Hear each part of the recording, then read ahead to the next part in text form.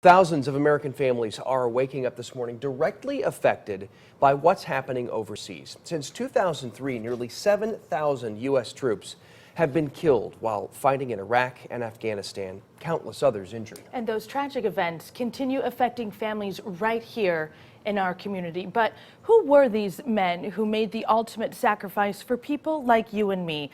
This morning in part one of a special series, we're going back and paying tribute and remembering them not as just a number on the casualty list, but remembering them as true American heroes. Matthew was, I would say, a bit of a socializer. He liked being around his friends. He was very caring, talkative, never met a stranger. That's how Marilyn and Jim Franz remember their son Matthew. Just a good kid.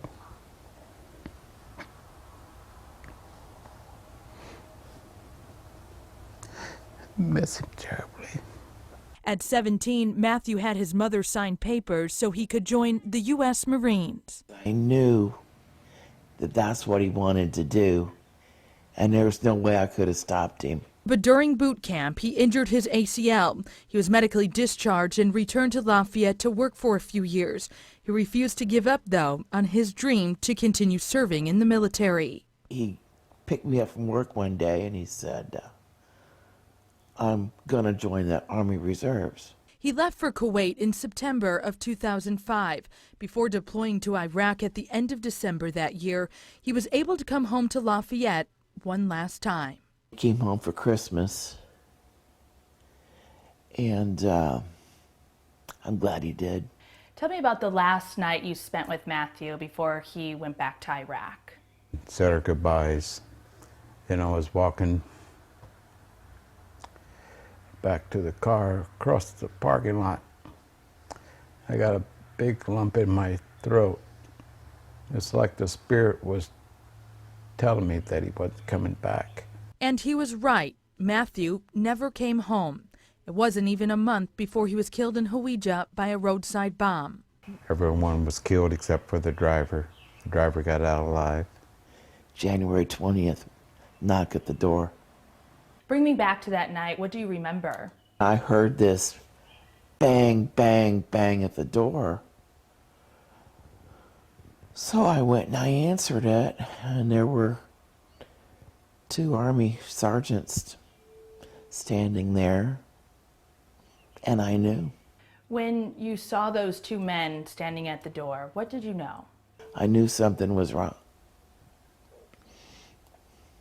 They didn't have to say a word. And everything else after that is a complete blur. Do you remember the last time you got to speak to him before he was killed? He didn't get to call me on my birthday, but he called 2 days later. He says, old man, I called to wish you a happy birthday. How's it feel to be 54? And then we talked a little bit, and then that's the last time I got to actually talk with him. If you could have another phone call with him, what would you tell him? That I loved him, and he did a great thing. And while they're proud of the ultimate sacrifice their son made, now Marilyn and Jim have their own battle to fight, a battle of life without their son. I lost my best bud. He is my hero. 10 years have gone by and you say it's a little easier each year that goes by after losing Matthew, but as a mom, do you think that this is something that you'll ever fully heal from after losing a child? Oh gosh, Krista, that's a hard question. A hard question.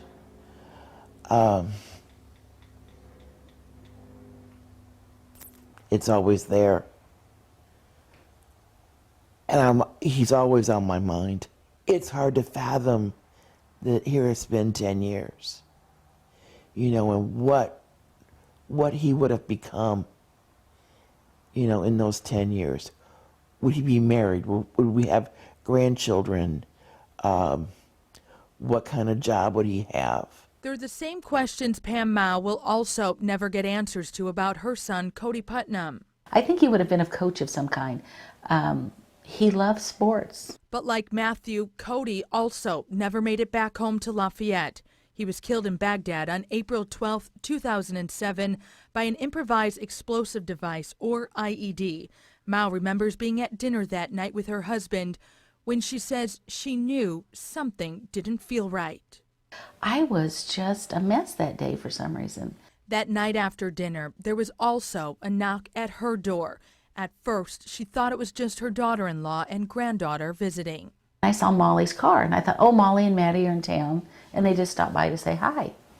And I heard Larry open the door, and he says, oh, God. And it's like, uh-oh, this isn't good, you know. And so I walked down the hallway, and Molly and her dad were standing here. And, of course, the soldiers. I'm sorry. Oh, goodness.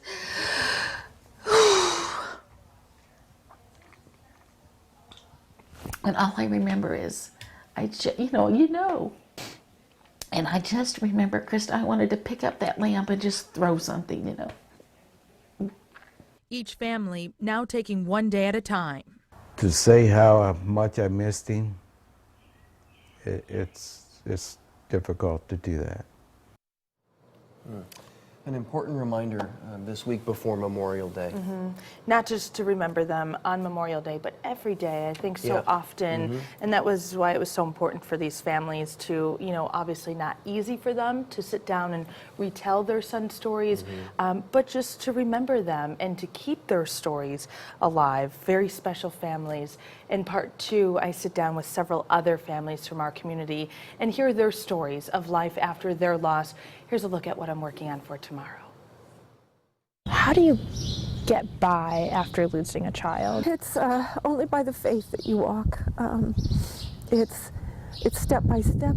Sometimes it's moment by moment. I cry because I'm missing, but I cry because I'm just so proud of him for what he's doing, putting his hand up and throwing himself in the middle of the battle. Tomorrow, I head back to McCutcheon, where Sergeant Kyle Osborne graduated in 2005 before joining the U.S. military. He was killed in Afghanistan back in 2012. A lot of people remember him from our community.